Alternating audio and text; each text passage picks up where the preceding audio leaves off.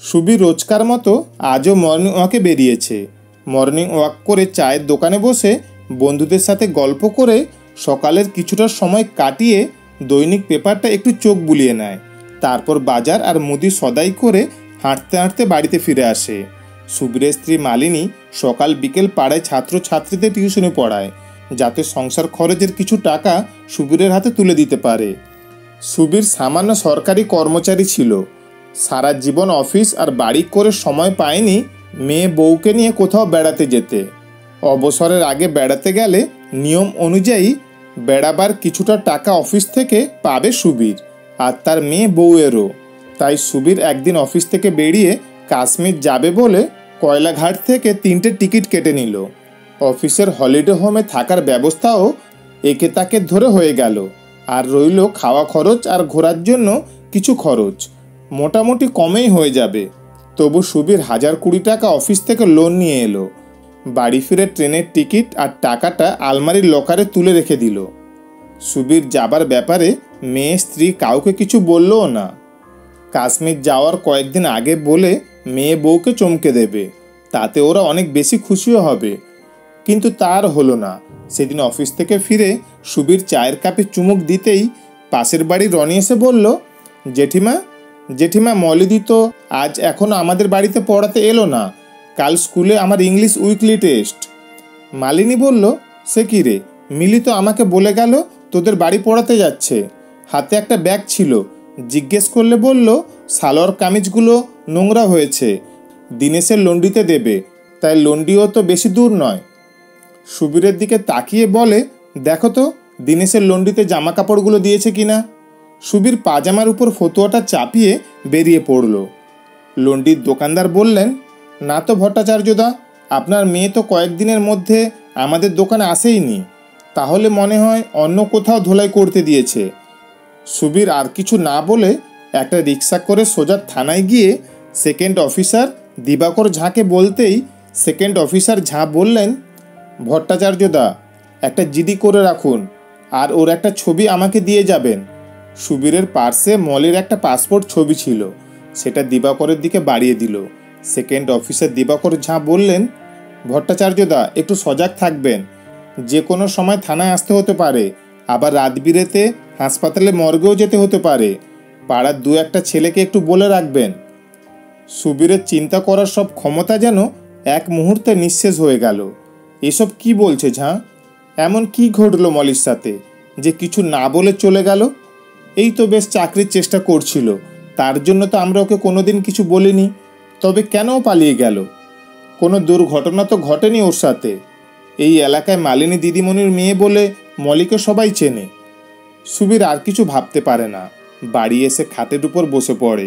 হঠাৎ কি মনে হতেই স্ত্রী মালিনীকে বলে, মালিনী আমার আলমারির চাবিটা একটু দাও তো। মালিনী আঁচলের কোনা খুলে চাবিটা সুবীরের হাতে দিয়ে একটু রাগত স্বরে বলল, এই নাও তোমার চাবি। সুবীর আলমারি খুলে লকারটা খুলতেই অবাক হয়ে যায়। মালিনীকে চিৎকার করে ডেকে বলে, এ কি মালিনী, এখানে যে আমার 20,000 টাকা রেখেছিলাম সেটা গেল কোথায়? নিশ্চয়ই তোমার মেয়ে এই টাকা নিয়ে কারো সাথে পালিয়েছে। মালিনী বলে, থাক, এত রাতে চেঁচামেচি করে পাড়ার মানুষ জড়ো করতে হবে না, তাতে তোমার সম্মানটাই নষ্ট হবে। পাড়ার দিদিমণির বাড়ির যে সম্মানটুকু আছে তাও নষ্ট হবে। সেদিন তুমি বলেছিলে না যে মেয়েটা বিয়ে পাস করলো, এবার একটা ব্রাহ্মণের ভালো ছেলে দেখে বিয়ে দিতে হবে। মলি হয়তো তার ঘর থেকে এসব কথা শুনেছিল। মলি ভেবেছে আমরা এখনই ওকে কারো সাথে বিয়ে দিয়ে দিচ্ছি। সুবীর বলে, মলি তো সে কথা আমাদের বললেই পারত, ওর পছন্দের পাত্রর সাথেই না হয় বিয়ে দিতাম। এখন এত রাতে কাকে যে ফোন করব বলো তো? ওর বন্ধুদের মধ্যে কারো ফোন নম্বর তোমার কাছে আছে? মালিনী বলে, আচ্ছা, তোমার মেয়ের বন্ধুদের ফোন নম্বর আমার কাছে আসবে কি করে বলো তো? একমাত্র শিপ্রার একটা ফোন নম্বর আছে, 2 মাস হলো তারও তো বিয়ে হয়ে গেছে। এই নম্বর আবার শিপ্রার আছে কিনা তাকে বলতে পারে, তাকে ফোন করেই বা লাভ কি বলতে পারো?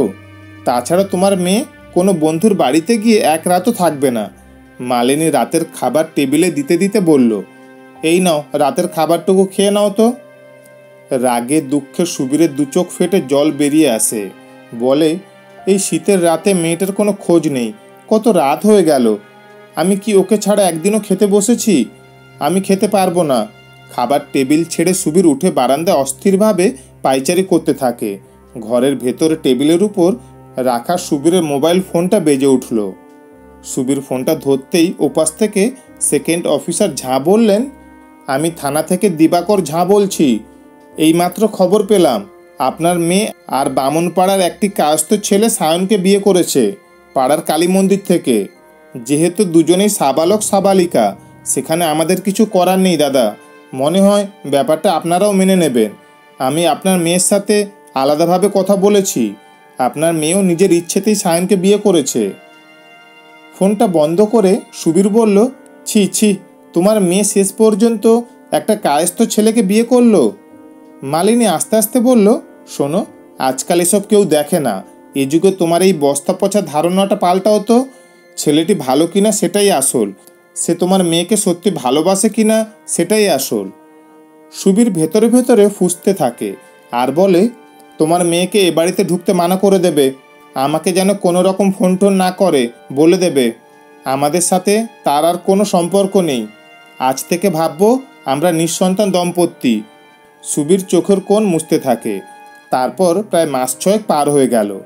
মাস 2 হলো সুবীর কর্মক্ষেত্র থেকে অবসর নিয়েছে।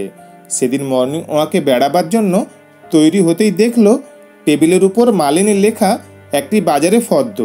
তাতে লেখা কাতলা মাছ, ইলিশ মাছ, কচি পাঁঠার মাংস, রুই মাছের 2টো মুড়ো, মুগ ডাল, দই, মিষ্টি, আদা, লঙ্কা, পেঁয়াজ।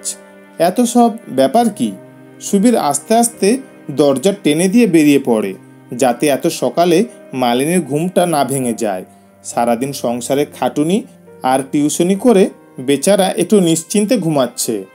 রোজকার মতো সুবীর মর্নিং ওয়াক সেরে শিবুর দোকানে বসে বন্ধুদের সাথে গল্প করতে করতে চা খেয়ে বাজার সেরে একটা রিক্সা করে বাড়ি ফিরে এলো।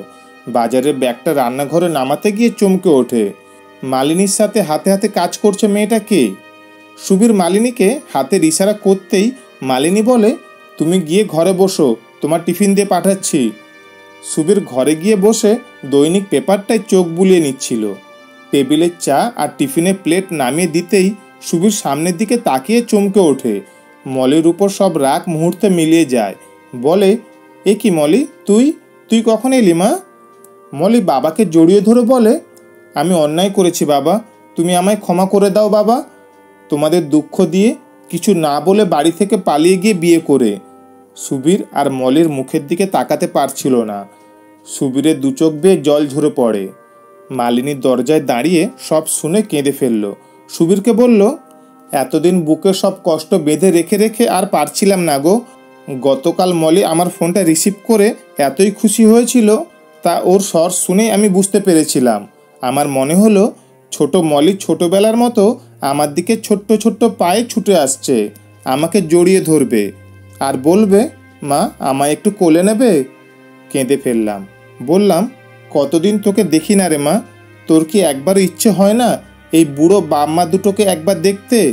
সাথে সাথে মলি কান্না ভেজা গলায় বলে, মা আমি এক্ষুনি আসছি মা, তোমরা আমায় বাড়ি ঢুকতে দেবে তো মা? আমি ওকে বললাম, থাক মা, কাল ছুটি আছে, তুই আর জামাই দুপুরে চলে আয়, এখানেই খাবি। মলি বলল, ঠিক আছে মা, কাল ভালো দিন, কাল তোমার জামাইকে নিয়েই আসবো। হঠাৎ কলিং বেলটা বাজতেই মলি বলল, ওই বোধ হয় তোমাদের জামাই এলো, আমি দরজাটা খুলে দিয়ে আসি। সায়ন ঘরে ঢুকে সুবীর আর মালিনীকে প্রণাম করতেই সুবীর বলে, আরে তুমি অসিত মিত্রের ছেলে না? ছোটবেলায় তো তুমি মালিনীর কাছেই পড়তে, তাই না? সায়ন হেসে ফেলে বলে, হ্যাঁ, ছোটবেলা থেকেই আমি মলিকে ভালোবাসতাম, কিন্তু আমি কায়স্থ আর আপনারা ব্রাহ্মণ। যদি মলিকে আমার সাথে বিয়ে না দেন, এই ভয়ে পালিয়ে গিয়ে বিয়ে করেছি। সুবীর বলে, আজকালকার দিনে এসব কেউ দেখে বাবা, সবাই সমান, তা হাতে এসব কী নিয়ে এসেছো বাবা? সায়ন বলল, আজ আপনাদের 30তম বিবাহ বার্ষিকী, তাই আপনাদের জন্য কিছু উপহার গতকাল মলি কিনে রেখেছিল, আজ আমি নিয়ে এলাম। সুবীর বলল, বাবা আমরা তো কোনো দিন এসব পালন করিনি। তা বাবা এসবের আর কি দরকার ছিল? তা আজ যে আমাদের বিবাহ বার্ষিকী, তা তোমরা জানলে কিভাবে? মলি বলে, মা সেদিন দুপুরে চাবিটা টেবিলের উপর রেখে চান করতে গিয়েছিল, সেই ফাঁকে চাবি নিয়ে তোমার 20,000 টাকা নিতে গিয়ে তার নিচে থাকা তোমাদের বিয়ের কার্ডটা দিয়ে পেঁচিয়ে নিয়ে গিয়েছিলাম। পরে সায়নদের বাড়িতে টাকার মোড়কটা খুলে দেখলাম ওটা তোমাদের বিয়ের কার্ড আর আমাদের কাশ্মীর বেড়াতে যাওয়ার 2টো টিকিট। সায়ন বলে, আপনাদের কাশ্মীর বেড়ানোর টাকা দিয়ে আমাদের বিয়েটা হয়েছিল, সেই টাকা ফেরত দিলে জানি আপনারা নেবেন না। এখন আমি আর মলি দুজনেই চাকরি করি, তাই আগামী মাসে আপনাদের নিয়ে আমরা কাশ্মীর বেড়াতে যাব। আপনারা কিন্তু না করতে পারবেন না। আমি সকলের জন্য ট্রেনের টিকিটও কিনে এনেছি। মলি আনন্দে মাকে জড়িয়ে ধরে। সুবীর আর মালিনীর চোখ ছলছল করে ওঠে। সুবীর আর মালিনী একসাথে বলে ওঠে, ঠিক আছে বাবা, তোমাদের সাথেই আমাদের কাশ্মীর ঘোরার ইচ্ছে পূরণ হবে। শুনছিলেন আজকের গল্প বাড়ি থেকে পালিয়ে, কলমে পীযূষ বসু চৌধুরী। গল্পটি ভালো লাগলে অবশ্যই একটা লাইক করবেন। ধন্যবাদ।